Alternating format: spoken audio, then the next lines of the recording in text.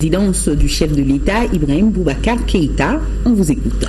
Et tout à fait, c'est avec plaisir, mesdames et messieurs, bonsoir, bienvenue. Et nous commençons par le chapitre des mesures réglementaires au titre du ministère du Développement rural. Sur le rapport du ministre du Développement rural, le Conseil des ministres a adopté un projet d'ordonnance portant création du projet de développement de la ferme risicole de Sabé, créé sous forme de service rattaché pour une durée de 5 ans. Le projet de développement de la ferme risicole de Sabé a pour mission de proposer et d'exécuter les programmes et projets concourant à la promotion de la filière riz dans la plaine de Sabé, notamment par la maîtrise d'ouvrages délégués pour les travaux, les études et le contrôle des aménagements, l'entretien des infrastructures et équipements, la gestion des terres et la fourniture de l'eau d'irrigation, la formation et l'appui conseil des exploitants agricoles installés sur les terres aménagées de la ferme en vue de la promotion de l'entrepreneuriat agricole rural,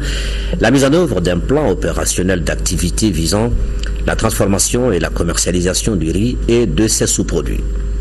Le projet de développement de la ferme risicole de Sabé s'inscrit dans le cadre de la modernisation et de la promotion de l'agro-industrie pour la transformation et la labellisation des produits. Il permettra l'exploitation mécanisée de la plaine risicole de Sabé, la valorisation de la chaîne de transformation, de conservation, de labellisation et de commercialisation du riz. Le projet de développement de la ferme risicole de Sabé servira aussi d'appui à des activités expérimentales de recherche et de production de semences de base de qualité. Au titre du ministère de l'économie et des finances, et sur le rapport du ministre de l'économie et des finances, le Conseil des ministres a adopté un projet de décret portant approbation du marché relatif à la fourniture de 450 tracteurs de 50 chevaux et leurs accessoires lot numéro 1 et de 350 tracteurs de 60 chevaux et leurs accessoires lot numéro 2 pour le compte du ministère du Développement rural dans le cadre du programme pilote de subvention aux équipements agricoles. Le marché est conclu en deux lots entre le gouvernement de la République du Mali et Toguna SARL pour un délai de livraison de 45 jours. Le lot numéro 1 relatif à la fourniture de 450 tracteurs de 50 chevaux et leurs accessoires pour un montant hors taxe de 5 milliards 456 millions 250 000 francs CFA. Le lot numéro 2 relatif à la fourniture de 350 tracteurs de 60 chevaux et leurs accessoires pour un montant hors taxe de 4 milliards 698 millions 750 000 francs CFA.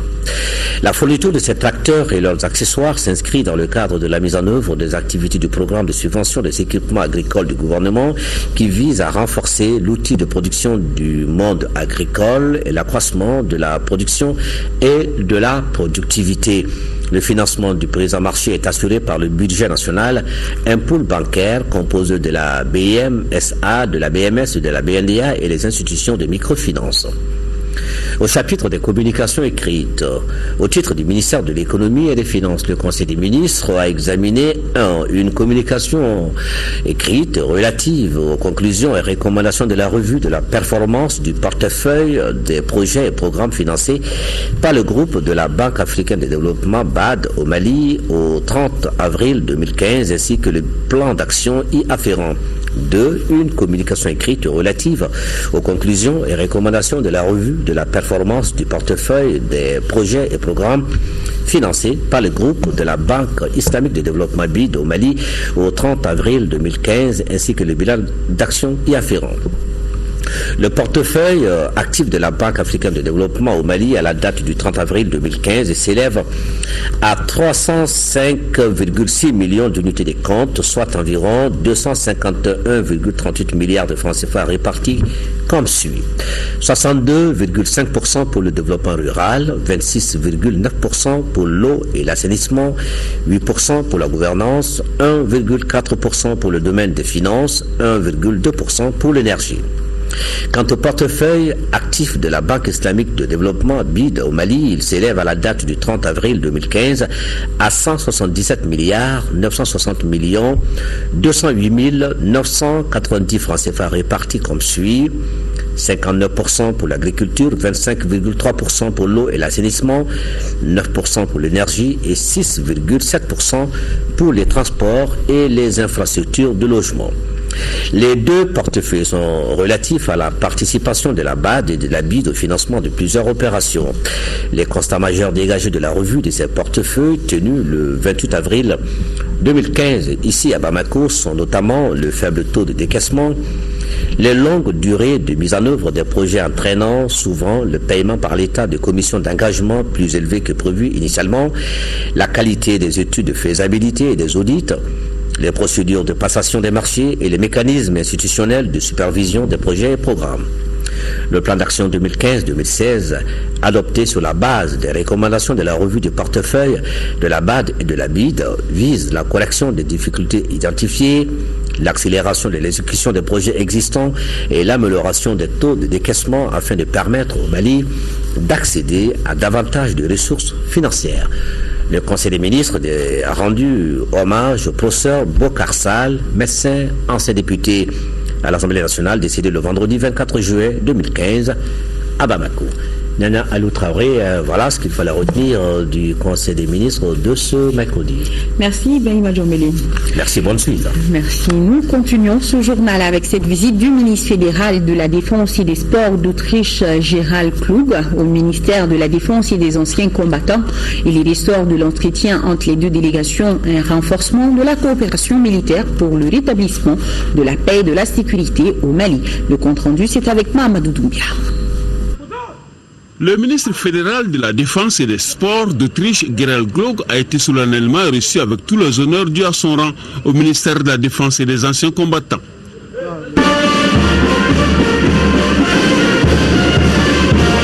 Accompagné de son homologue de la Défense et des anciens combattants du Mali, Tchema Hubert Koulibaly, il a été surtout question de coopération militaire entre nos deux États. C'était au cours d'une réunion spéciale tenue à l'abri des regards des journalistes. Le ministre malien de la Défense a pris son temps pour parler de la situation générale du Mali. Je me suis aussi beaucoup réjoui. Donc le remerciement, n'est-ce pas, du ministre malien donc pour la contribution autrichienne concernant, n'est-ce pas, donc la mission et de formation de l'EUTM que le ministre l'a exprimé, n'est-ce pas, donc dans cette grande reconnaissance. Donc j'ai aussi profité de cette occasion pour lui adresser une invitation donc pour faire venir de son bon officier malien donc à l'école de maintien de la paix en Autriche, parce que je suis vraiment convaincu nous devons travailler dans le futur étroitement ensemble. Et nous avons profité pour faire un bilan de la première phase de la mission européenne d'entraînement, bilan extrêmement positif. Il y a une seconde phase qui va venir, qui va concerner encore le renforcement des capacités par la formation des formateurs maliens, et que nous puissions nous-mêmes former nos troupes dans le futur. Et deuxièmement, il y a un volet aussi de formation, mais aussi d'équipement. Et cette deuxième phase de EUTM que nous entrevoyons sera traitée pendant ces mois-là pour que nous puissions contribuer efficacement, nous Maliens, à la construction d'une paix globale et que nous ayons les capacités pour assurer notre mission au Mali et aider les pays qui nous entourent à stabiliser l'ensemble de la région sahélienne et ce faisant pouvoir contribuer à la paix globale. État fédéral neutre d'Europe centrale sans accès à la mer, l'Autriche est entourée par l'Allemagne et la République tchèque au nord, la Slovaquie et la Hongrie à l'est, la Slovénie et l'Italie au sud, et par la Suisse et le Liechtenstein à l'ouest. Membre de l'Union européenne et de la zone euro respectivement en 1995 et 1999, sa langue officielle est l'allemand. Toujours dans le souci du mieux vivre ensemble et de l'unité nationale avec le retour définitif de la paix au Mali, la MINUSMA reste fidèle à ses engagements. Elle continue de tenir ses rencontres avec la presse. Qu'est-ce qui en ressort cette fois-ci? La réponse est avec Beidi Kone. Échanger sur les missions de la MINUSMA, Ces objectifs, ainsi que les appuis spécifiques qu'elle effectue sur le terrain, telles sont les raisons qui justifient cette rencontre. Cet exercice qui permet d'édifier les nouvelles orientations de la MINUSMA assure la mise en œuvre rapide de l'accord de paix. Notre ambition, c'est de faire mieux comprendre ce que la MINUSMA est censée faire au Mali, notre mandat, nos activités, et peut-être d'éclaircir certains malentendus sur le rôle exact de la MINUSMA en appui au Mali. Le rôle de la force de la MINUSMA, la lutte contre le terrorisme ou encore la supervision de l'application du cessez-le-feu ont constitué les sujets de discussion. Pour ce faire, le représentant de la force de la MINUSMA s'explique. Nous avons pour mission de sécuriser les agglomérations et les axes routiers, c'est-à-dire protéger les populations civiles et leurs biens. Donc notre mandat n'est pas celui de combattre les terroristes. Le gros de contingents, plus de 90%, sont déployés au long de la boucle du Niger. Donc ces unités, c'est comme les unités des forces armées maliennes qui sont là. Plus d'une quarantaine d'organes de presse ont pris part à cette rencontre. Halte à présent au CICB où se poursuivent les travaux de la deuxième édition du Forum de Bamako. Aujourd'hui, 9 ateliers ont été animés par des experts de la dizaine de pays présents à la rencontre. Il y ressort des débats que la situation de la femme africaine n'a pas évolué, même s'il y a des progrès à noter dans certains pays comme le Rwanda avec 60% des femmes élues. Les femmes ont aussi évoqué les obstacles qui s'opposent à leur émancipation. Sira Bachili a fait un tour au CICB. Son reportage. Pauvreté, excision, mariage précoce. Les problèmes des femmes sont nombreux et tardent à être solutionnés. Sur le plan politique, la situation de la femme africaine n'est pas très reluisante, même s'il y a des progrès notés, par exemple au Rwanda, avec 60% de femmes élues. Au Mali, ce taux est de 9%. Il faut donc une réaction des décideurs. Il faut que nos responsables, nos dirigeants, les décideurs politiques comprennent une chose. On parle d'émergence de l'Afrique à l'horizon 2035. Mais cette émergence, ce développement ne peut pas se faire sans la femme. Elle se fera avec la femme, elle se fera par la femme ou elle ne se fera pas. Donc, en ce moment, tout ce qu'il faut faire, c'est de prendre des engagements fermes, des engagements sans équivoque, pour que demain, en 2035, nos enfants, nos petits-enfants puissent aussi dire qu'ils vivent dans des pays développés. À ce forum de Bamako, les femmes rurales sont venues exposer également les difficultés quotidiennes. Celles du Nord, par exemple, ont connu de mouvements importants. Elles souhaitent le retour de leurs sœurs toujours réfugiées. Les femmes sont déplacées, elles sont dans les pays voisins et maintenant elles veulent revenir. Et quand ces femmes-là vont revenir, comment les installer, comment les prendre en charge, comment les faire comprendre qu'elles doivent se développer chez elles et comment elles vont vivre chez elles. Et être avec les autres femmes maliennes ensemble, faire leur programme. On se bat beaucoup pour la promotion de la femme, pour l'épanouissement de la femme, pour la promotion de la femme.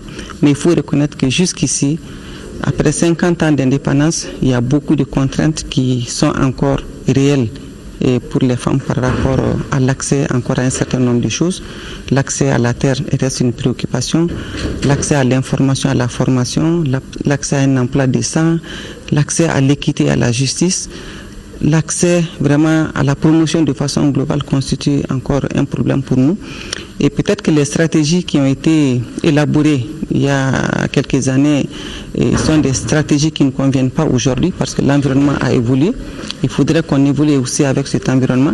Donc moi je pense bien qu'à l'issue de ce forum, nous allons définir de nouvelles stratégies de lutte pour nous permettre d'avancer sur ces causes qui sont des causes vraiment justes parce que nous voulons un monde juste pour les hommes et pour les femmes.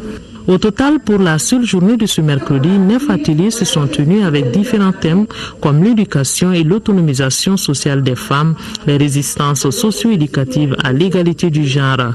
Un panel a été consacré à la femme rurale, les contraintes et les défis de sa participation à l'émergence de l'Afrique à l'horizon 2035. Restons avec les femmes, surtout celles de la plateforme des femmes leaders du Mali. La plateforme a animé un point de presse afin de faire connaître ses ambitions et engagements au processus de paix et de réconciliation en cours dans notre pays. Sorana Kamisoko. On ne peut pas construire une paix durable au Mali sans l'implication et la participation effective des femmes à tous les niveaux. C'est l'avis des membres de la plateforme des femmes leaders du Mali. Les priorités de ce groupement dans le cadre de la mise en œuvre de l'accord de paix sont mentionnées dans un document. Le premier point que nous avons soulevé pour les élections, nous avons demandé la représentation des femmes dans toutes les instances de prise de décision, pour ce qui concerne la mise en œuvre de l'accord de paix. L'autre aspect que nous avons demandé, nous avons dit de prendre en charge l'appui holistique pour les femmes.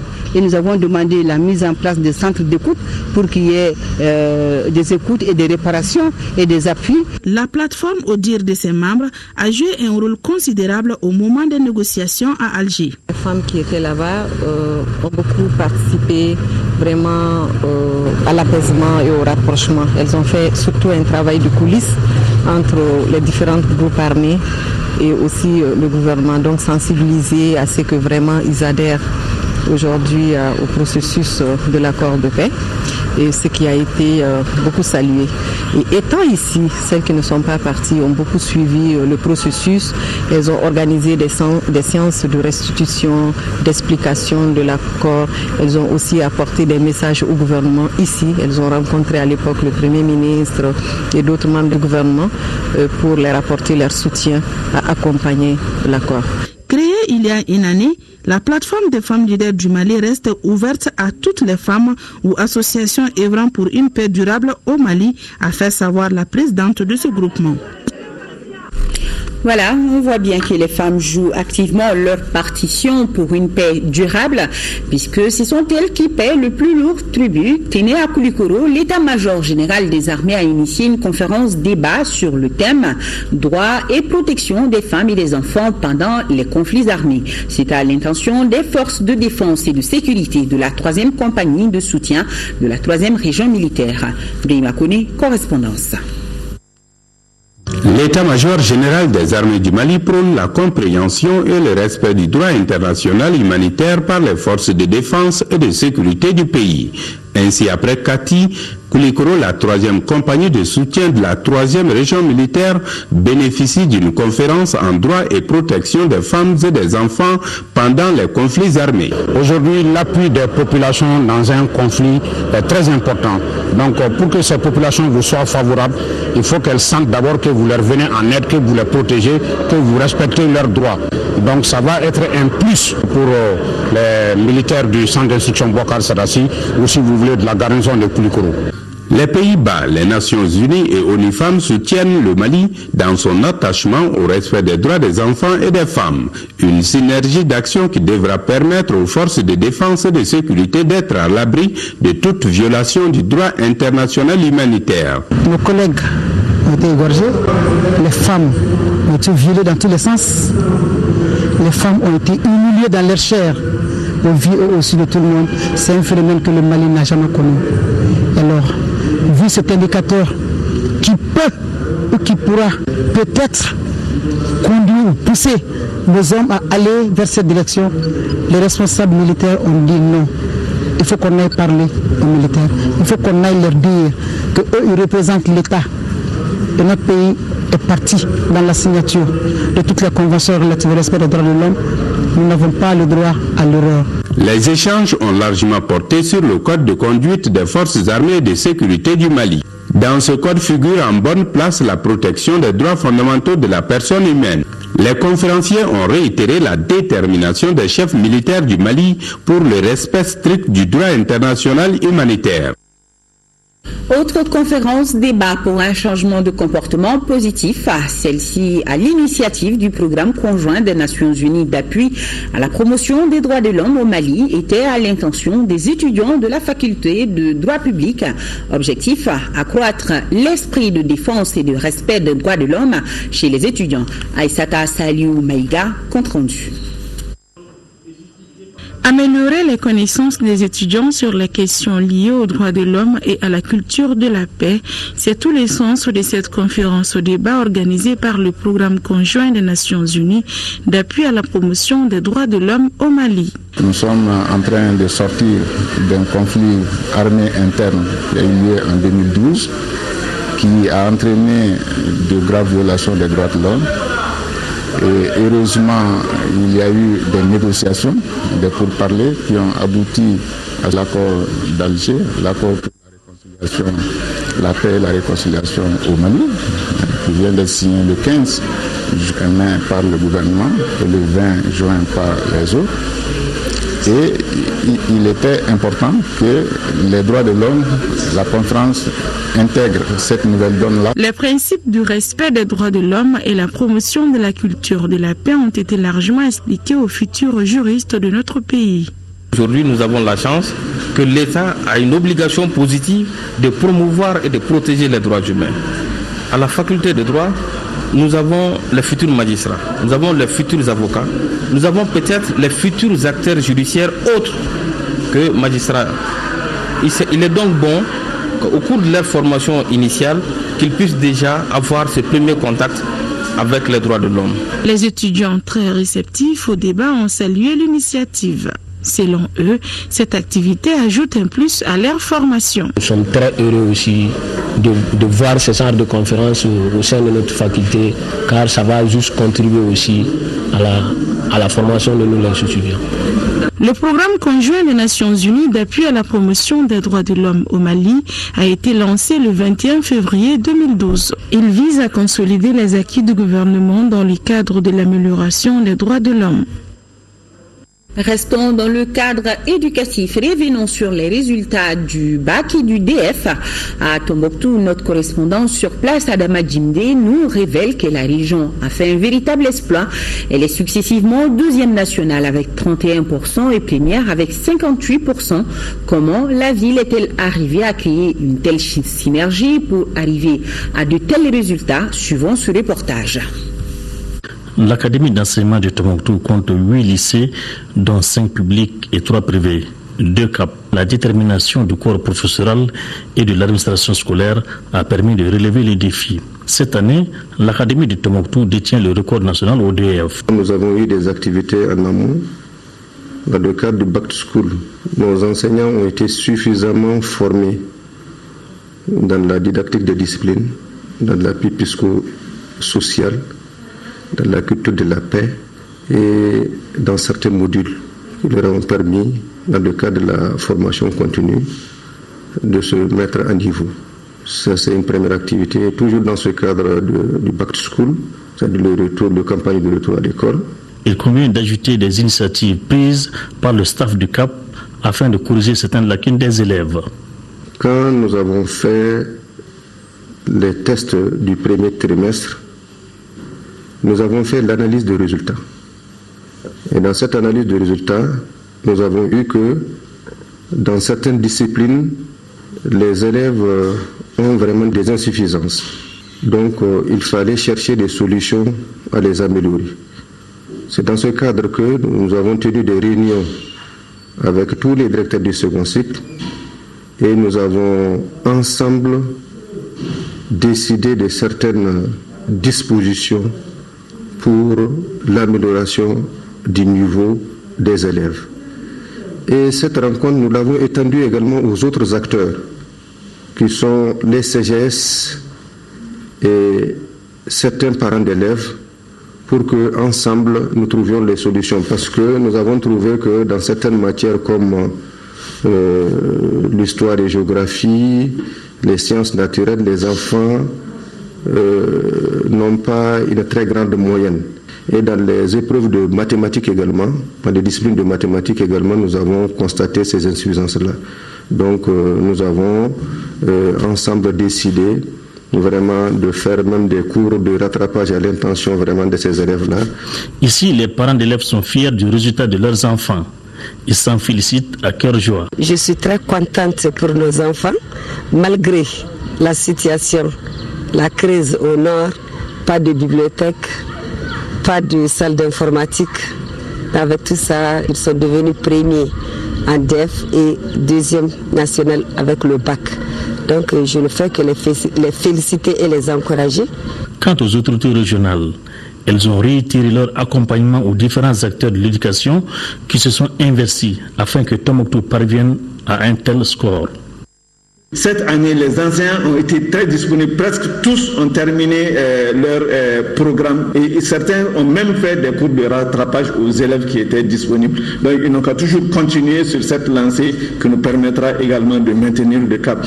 Tous les autres partenaires de l'école, les parents d'élèves, les autorités administratives et politiques, chacun a donné le meilleur de lui-même cette année. Malgré leur prouesse, deuxième national au baccalauréat, les enseignants et l'administration scolaire travaillent dans des conditions extrêmement difficiles. Nous n'avons pas de moyens logistiques. Sur le plan pédagogique, nous n'avons pas d'enseignants adéquats. Nous avons des difficultés vraiment réelles. On n'a pas de laboratoire, on n'a pas de salle spécialisée, on n'a pas de salle informatique, on n'a pas de bibliothèque. Mais pourtant, malgré tout, on est arrivé à un pourcentage plus que le taux national et d'ailleurs plus que toutes les autres académies du Mali. Nous avons eu 31,19% pour le lycée de Tombouctou et 21% pour l'académie de Tombouctou. Dans la cité des 333 saints, aucun proviseur, encore moins de DECAP, ne détient le moindre véhicule. Pour autant, ils sont parmi les premiers en termes de résultats. En leur dotant en moyens logistiques et didactiques, ils en feront certainement plus. Bravo à la région de Tombouctou. Tenue ce matin de la 26e session ordinaire du conseil d'administration de l'autorité routière ici à Bamako. Cette session fera le point de l'état d'exécution du programme d'entretien routier au 31 décembre 2014. Daouda Sidiki Diarra, les détails. Cette session à mi-parcours est essentiellement focalisée sur l'analyse du bilan de l'exercice 2014, celui de l'exercice 2015 ainsi que les perspectives du deuxième semestre de l'année en cours. La présente session se tient dans le contexte de la saison hivernale caractérisée par une forte demande en matière d'entretien du réseau routier. Je vous invite par conséquent à un examen rigoureux des documents qui nous sont soumis et à mener des réflexions en vue d'améliorer notre capacité quant à la mobilisation des ressources. J'invite la Direction générale d'autorité non seulement à continuer à développer les initiatives pour améliorer la mobilisation des ressources financières, mais aussi à plus de vigilance sur la qualité des travaux. L'économie de notre pays est fortement tributaire des infrastructures routières de qualité. Pour relever le défi du financement de l'entretien routier, le nouveau directeur de l'autorité routière demande l'accompagnement des usagers de la route. Je les invite à payer les péages correctement et à payer les pénalités quand cela est nécessaire. Même si mon souhait c'est qu'un jour, les populations comprennent qu'elles ne doivent pas utiliser les surcharges, qu'elles doivent faire en sorte que les camions soient chargés de façon réglementaire et qu'on puisse dans l'avenir respecter ce que nous appelons le règlement 14. C'est extrêmement important, nous sommes en train d'y travailler. Donc elles doivent nous aider à faire de bonnes routes, à les entretenir à travers leur comportement et à travers vraiment tous les fonds qu'elles mettent à disposition de l'autorité routière, à travers les structures bien indiquées. Le conseil d'administration a félicité le directeur sortant pour les efforts engagés dans l'entretien des routes et a demandé au nouveau le renforcement des acquis. Quatrième session du conseil d'administration du collège sahélien de sécurité. Le collège sahélien de sécurité est l'union de 5 pays, à savoir le Mali, le Burkina Faso, la Mauritanie, le Niger et le Tchad. Mariam Sakara nous en dit plus. Le Collège sahélien de sécurité a choisi le ministère de la Sécurité et de la Protection civile pour capitaliser les efforts déployés par les pays membres afin de stabiliser et de développer le Sahel. Ce travail, ces 5 pays le font avec la participation de l'Union européenne. Les options sont à l'explorer dans le cadre de l'appui prévu pour la région du Sahel, notamment via le plan d'action régional pour le Sahel, ainsi que d'autres initiatives et avec le partenaire existant, à savoir le G5. Au niveau de l'Union européenne, il y a notamment des discussions sur la création d'un Trust Fund pour le Sahel qui permettra de coordonner l'enveloppe financière substantielle dédiée à la région, y compris les contributions des États membres de l'Union européenne. Pour pouvoir atteindre ces objectifs, le Collège entend renforcer les acquis des 4 années de coopération régionale face à la menace terroriste et au fléau de la criminalité transfrontalière. La tâche est immense.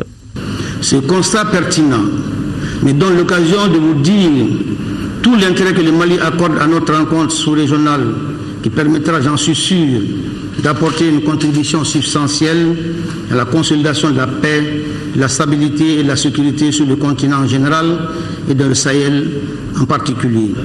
La bande sahélo-sahélienne, caractérisée par son immensité, la porosité de ses frontières et la faiblesse de la densité démographique, constitue aujourd'hui le ventre mou sécuritaire des États riverains de cette région. Aucun de nos États, pris isolément, ne peut se targuer d'être suffisamment fort pour venir à bout du terrorisme et de la criminalité organisée. Cette rencontre sous-régionale fait partie des résolutions internationales pour combattre le terrorisme et la criminalité transfrontalière. Commémoration du 31e anniversaire de la naissance de Hugo Chavez. Il s'agissait à travers cette rencontre de créer un cadre d'échange culturel entre les deux continents. Et c'est Beïdi Koné qui nous en parle. La célébration de la journée du 28 juillet 2015 marque le 61e anniversaire de la naissance du guide de la révolution bolivarienne Hugo Chavez. Elle a été une occasion opportune pour que les jeunes puissent s'imprégner de ses valeurs humaines, son attachement aux couches démunies et sur la portée de ses idées politiques. La journée est organisée par l'ambassade du Venezuela au Mali en collaboration avec la fondation Hugo Chavez du Mali. Aujourd'hui, nous célébrons la naissance de grands leaders latino-américains qui, par son charisme et ses rêves, a réussi d'être le bâtisseur de rêve du peuple vénézuélien. Il est bon de rappeler que le Venezuela intervient chez nous au Mali en construisant une école, une grande école à Tabagoro qui compte aujourd'hui plus de 1500 élèves, plus de 100 maisons de logements sociaux et actuellement un programme de bourse aux différents secteurs. Tout ceci ne serait possible sans une vision panafricaniste du commandant Chavez.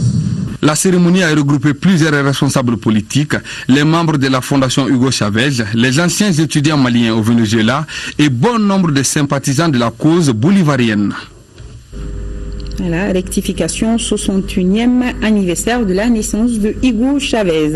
Restons dans le registre du maintien de la bonne coopération. Le ministre des Affaires étrangères a offert un dîner hier soir à l'ambassadeur d'Allemagne en fin de mission au Mali. Occasion pour les autorités maliennes de saluer les efforts consentis par l'Allemagne dans le combat pour la stabilisation du Mali. Youssouf Diakité. L'Allemagne et le Mali entretiennent des relations diplomatiques séculaires depuis les premières heures de l'indépendance en 1960. Cela s'est toujours matérialisé de façon constante dans les gestes de tous les jours, surtout ces 3 dernières années avec la situation sécuritaire au Mali. Ce dîner d'Adji était donc l'occasion pour les deux pays de mesurer le chemin parcouru. On pourrait dire après 3 ans, voilà, le moment est là pour dire au revoir. Mais pour moi, c'est vraiment pas seulement l'opportunité de dire au revoir et l'obligation de dire au revoir, mais c'est avant tout aussi l'opportunité et le grand honneur de vous remercier. Remercier d'abord les partenaires maliens pour une coopération toujours constructive et amicale. En cette circonstance, émouvante bien sûr, je voudrais m'acquitter au nom du peuple du Mali, de son gouvernement, de l'agréable devoir d'apporter à M. Günther Oberfeld le sincère témoignage de l'amitié et de l'estime que les uns et les autres lui vouent et à travers lui au grand peuple ami allemand. La présente cérémonie ne constitue donc pas un simple rituel, mais une occasion solennelle pour saluer et célébrer les liens d'amitié et de coopération qui existent entre nos deux pays. Nous n'oublions pas que l'Allemagne a été le premier État à reconnaître la jeune République du Mali en 1960. L'occasion était donc toute trouvée pour élever l'ambassadeur d'Allemagne en fin de mission au grade de l'officier de l'ordre national du Mali à titre étranger, une reconnaissance des autorités maliennes. Le sommet Afrique-France, c'est en décembre 2016, ici au Mali. Les préparatifs vont bon train, même s'ils ne sont pas encore visibles. Par exemple, aujourd'hui, le président du comité national d'organisation du sommet a sillonné certains lieux qui serviront de cadre à la rencontre. Modibo Kadjogé a fait ainsi le tour du CICB et de certains hôtels. Constat, la rénovation et l'extension des locaux du Centre international de conférence de Bamako s'avèrent nécessaires. Fademba Keïta était de la visite.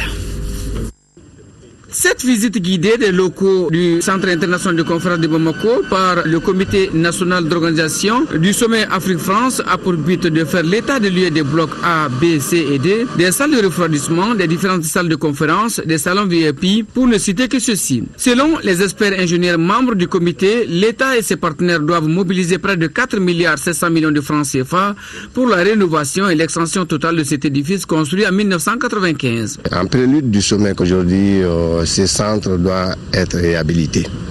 Et nous avons voulu cette visite dans ce sens pour que, au moins, les décideurs voient qu'on ne peut pas faire aujourd'hui un sommet d'envergure dans l'état que le CICB se trouve.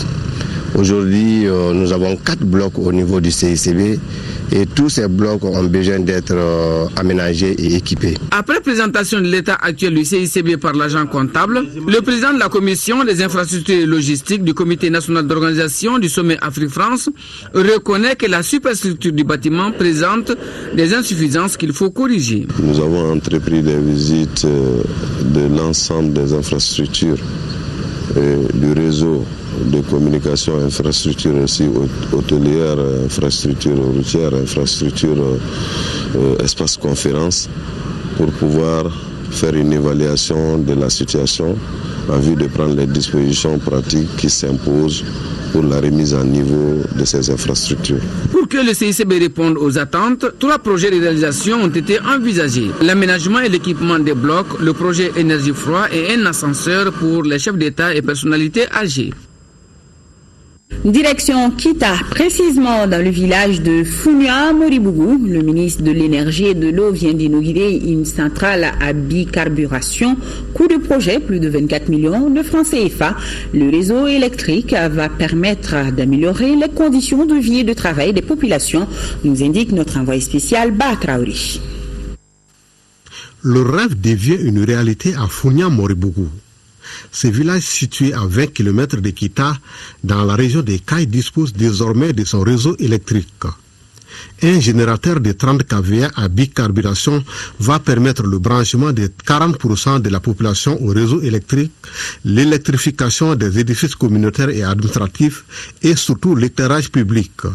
Le coût global du système est estimé à 24 800 000 francs CFA. Ce groupe électrogène il est bien adapté au monde rural compte tenu de son fonctionnement. Son mode de fonctionnement, il peut fonctionner avec du gasoil, il peut fonctionner avec l'huile de fourgère pure, il peut fonctionner avec le biocarburant, il peut aussi fonctionner avec le mélange de ces différentes composantes. L'électricité n'est pas un luxe aujourd'hui dans ce monde du XXIe siècle, Excellence, mais une nécessité, car de nos jours, tout est informatisé. Et sans courant, cela est impossible. Aussi, elle est une source créatrice d'emplois et permet de favoriser la sécurité de la ville.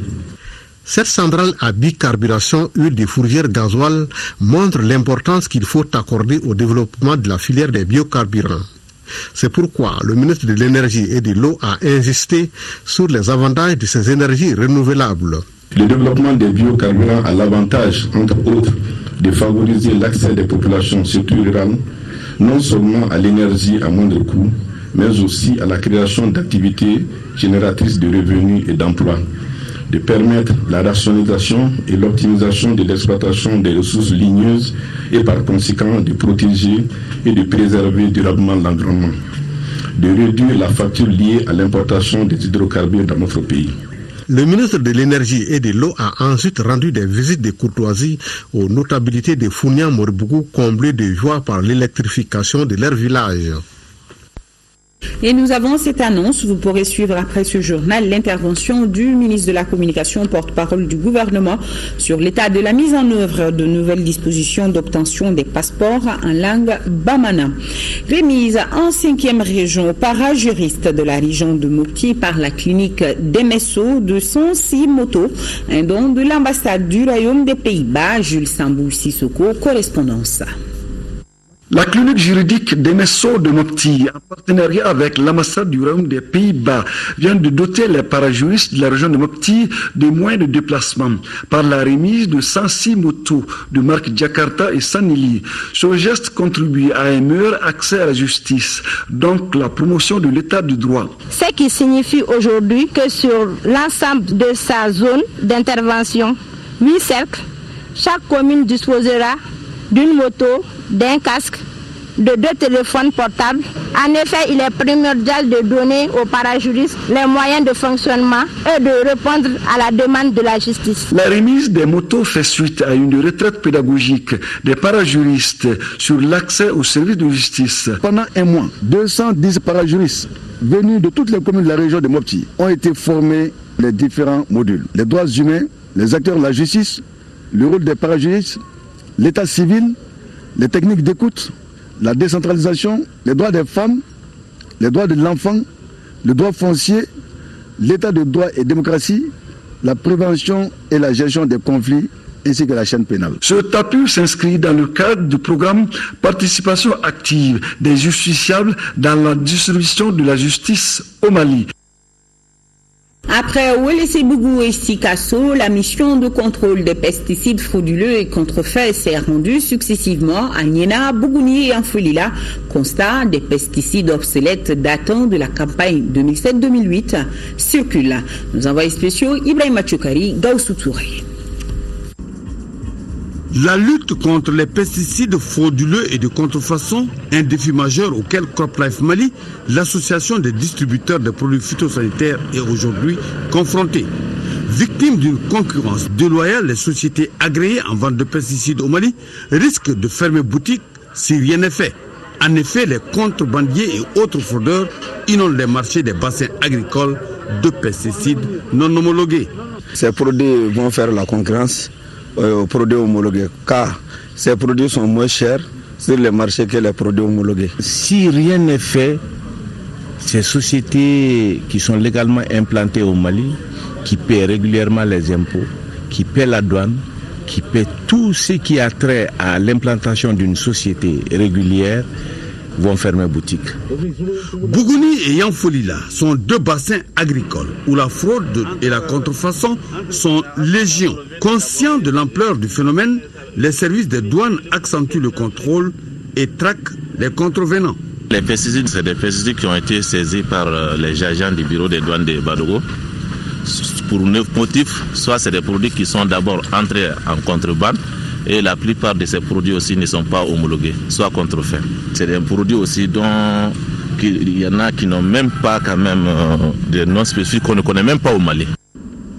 À Niena, autre zone agricole, la situation est dramatique. Ici, en plus des produits frauduleux et contrefaits, les pesticides périmés circulent à grande échelle. C'est le cas de ce revendeur qui dispose d'un stock important de produits de la campagne 2007-2008. Un produit obsolète et dangereux. C'est bien dommage. 1195 tonnes de mil, c'est le don offert par le gouvernement du Mali à travers le commissariat à la sécurité alimentaire aux différentes communes du cercle de Borem dans la région de Gao. Ces dons visent à soulager les populations dans le besoin en cette période de soudure, nous précise Aliou Idrissa Maïga. C'est un ouf de soulagement pour les populations de Bourem en recevant ces 1195 tonnes de vivres. Ce don intervient à un moment où le cercle de Bourem se trouve dans le besoin. Je remercie d'abord le gouvernement de la République du Mali pour vraiment son assistance à la population de Bourem. On est très content et c'est un don qui est venu au moment au jour J même dont la population a vraiment besoin. Ce don est une initiative du Commissariat à la sécurité alimentaire CSA à travers l'ONG Taoussa. L'objectif est d'appuyer la population à surmonter la période de soudure. C'est surtout ce sentiment d'assistance, d'aide, d'être près des populations qui en ont le plus besoin.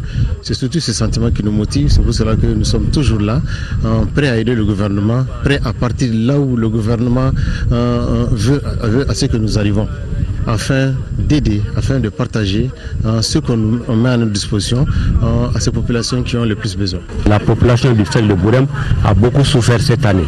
Quand on sait que vraiment l'année dernière, la campagne agricole n'a vraiment pas donné. Donc cette distribution alimentaire gratuite va enlever une épine du pied à la population qui a vraiment beaucoup souffert cette année. Cette cérémonie a vu la participation des autorités locales, les bénéficiaires et les représentants des services techniques concernés. Voilà pour l'essentiel de l'information. La météo tout à l'heure avec Abibatou Diakité. Demain, Rachel Tessougui sera là pour les éditions du matin. Et moi, je me ferai un réel plaisir de vous présenter celle du soir.